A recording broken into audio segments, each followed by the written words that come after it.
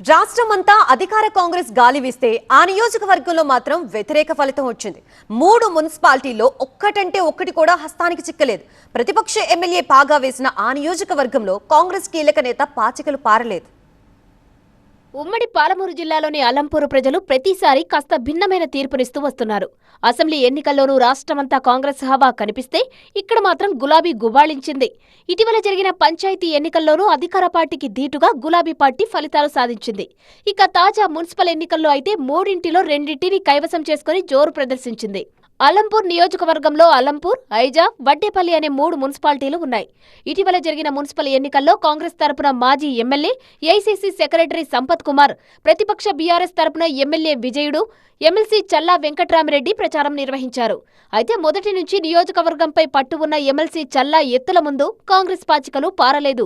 ఐజా మున్సిపాలిటీలోని 20 వార్డుల్లో బీఆర్ఎస్ 13, కాంగ్రెస్ 7 స్థానాలు గెలిచాయి.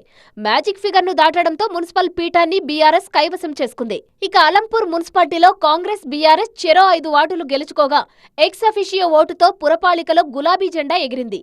ఇక వడ్డేపల్లి మున్సిపాలిటీలో అధికార, ప్రతిపక్ష పార్టీలకు షాక్ ఇస్తూ ఆల్ ఇండియా ఫార్వర్డ్ బ్లాక్ ఏకంగా మున్సిపల్ పీఠాన్ని కైవసం చేసుకోవడం రాష్ట్రంలోనే సంచలనంగా మారింది. వడ్డేపల్లిలోనే 10 వార్డుల్లో ఏకంగా 8 వార్డుల్లో ఏఐఎఫ్బి గెలవగా కాంగ్రెస్, బీఆర్ఎస్ చెరొక స్థానంలో విజయం సాధించాయి. రాష్ట్రంలో కాంగ్రెస్ అధికారంలో ఉండడంతో నియోజకవర్గంలో పట్టు సాధించాలనుకున్న మాజీ ఎమ్మెల్యే సంపత్ కుమార్ కు అనువనువున చుక్కెదురవుతోంది. ఎమ్మెల్యే విజయుడు, ఎమ్మెల్సీ చల్లా వెంకట్రామిరెడ్డిని రాజకీయంగా ఢీకొట్టడంలో ప్రతిసారి సంపత్ కుమార్ ఆయన అనుచర వర్గానికి ఎదురు దెబ్బలు తగులుతున్నాయట. సీఎం రేవంత్ రెడ్డి సొంత ఉమ్మడి జిల్లాలోని ఓ నియోజకవర్గంలో ఇలాంటి ఫలితం రావడంతో హైకమాండ్ సైతం ఫోకస్ పెట్టినట్లు సమాచారం.